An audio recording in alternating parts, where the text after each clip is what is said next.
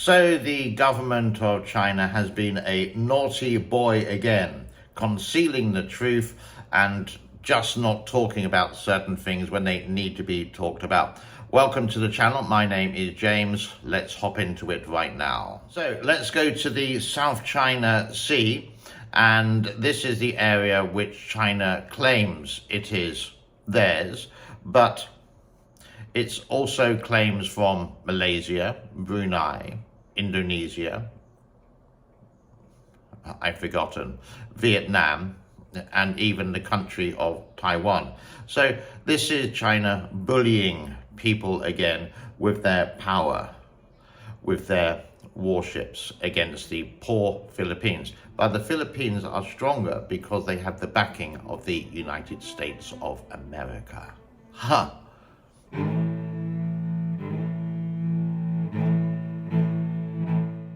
Let's see the Chinese response to the situation in the South China Sea.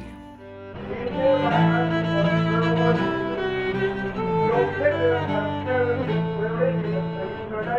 regulations for preventing collisions at sea, maintaining our safety of navigation. Please alter your course and keep a safe distance from our vessels. Otherwise, we will take necessary measures in the water. Meanwhile, in China, they're trying to get rid of one or two of these.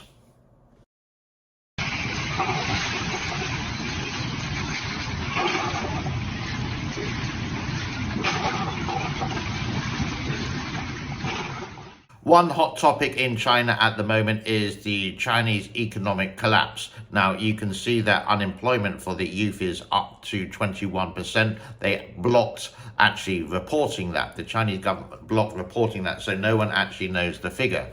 And CNN did a report one time related to this. Now, you can get CNN in hotels in China. Believe it or not, you can. Five-star hotels, you would have BBC there. It's sort of like a condition. But when this happened, they decided to block this because they didn't want the word to go out of what is possibly really happening. Take a look at this CNN report. To show you CNN's feed of this program as it's being seen in China, or more accurately, at what Chinese censors replaced it with as soon as we mentioned the story. The world's second largest economy had a tough year in 2023. Now, one of Beijing's answers to the challenge: ban and erase criticism of it. In December, China's Ministry of State Security issued this order: resolutely crack down and punish illegal criminal activities that endanger national security in the economic security field. Apparently, that includes disappearing negative commentary from the already heavily censored Chinese internet. On December 1st, this prominent economic professor, Liu Jipeng, advised people not to invest in the falling Chinese stock market. Now, all of Professor Liu's social media accounts are frozen. And when you click to follow him, you get this message, which translates: it is forbidden to follow this user due to their violation of relevant rules. CNN found similar freezes temporarily imposed on at least 5 other Chinese economic analysts. Also removed from the internet, this documentary highlighting economic hardship among Chinese migrant workers. The combined Chinese stock market lost more than $6 trillion. I haven't made any money out of the stock market, so I sold all my stocks. If you don't know, it is the Lunar New Year, it's the Chinese New Year, and there's been lots of fireworks being set off. Now, this is, I can't remember in which city it is, but it's quite magnificent, and it's so unorganized, which makes it brilliant. It reminds me of places like Cebu in the Philippines or Manila in the Philippines when it comes to New Year. It's absolutely crazy, but fun.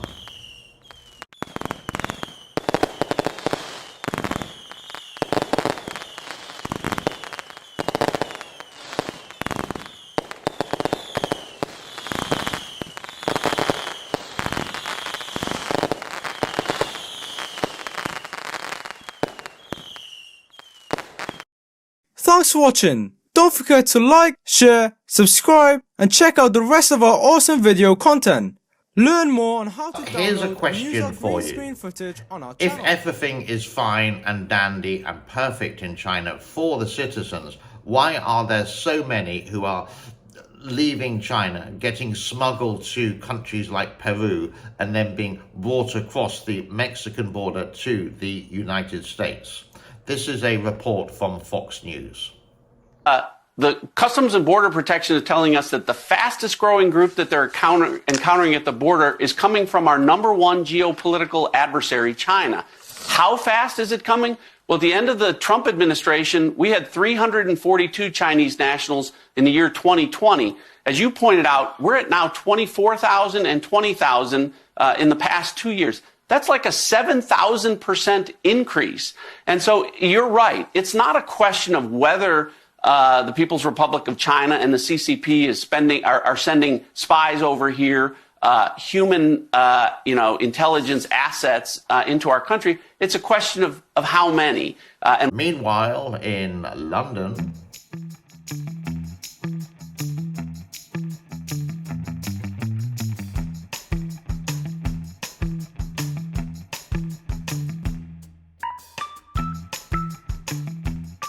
if you ever read the Global Times or Xinhua News or even watch a English-speaking Chinese news network, which is in America, Europe, around the world, called CGTN or CT or CGTN, whatever it is, they will do lots of propaganda and they will post this on Twitter, even though you're not allowed to use Twitter in China.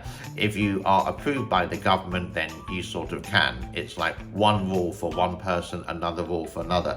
And I just want to show you a news report about a railway. Yes, another railway. I know.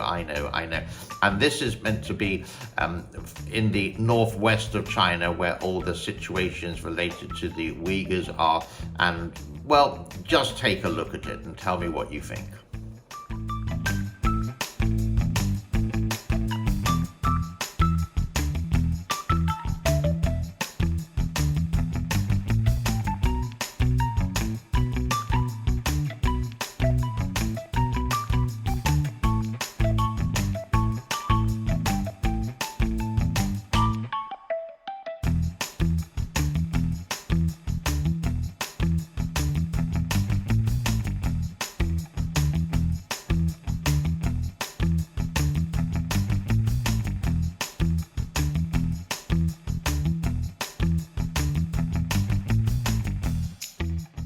And that brings us to the end of today's show. Naughty China, concealing the truth again, and only putting out the positive news and concealing the, you could say, the real truth sometimes through actual proof, evidence of what is happening.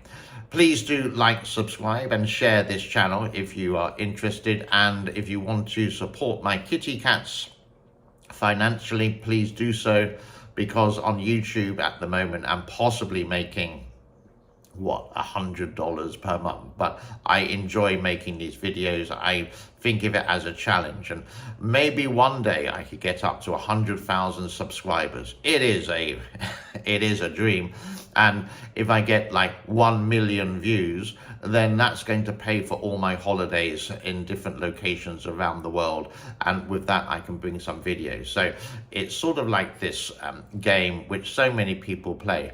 A lot of people on YouTube, they sort of like, well, they give up because they're not going anywhere. Maybe I'm stubborn in that way and like to have a go, because sometimes I do get some hits, and sometimes, well, lots of the time it's just like maybe 1,000, but I'd like to get up to, views of 60 to 100,000 each time, and then I can do some more interesting content about Southeast Asia. God bless to all, and I will wish you for tomorrow, Valentine's Day. So a kiss to the wife, roses to your girlfriend, chocolates to your mum. Whatever it is, just say it, because you will bring a smile to someone's face. And a smile is a lot easier than a frown. My name is James. Thank you so much for your time. Bye-bye for now. Cheers.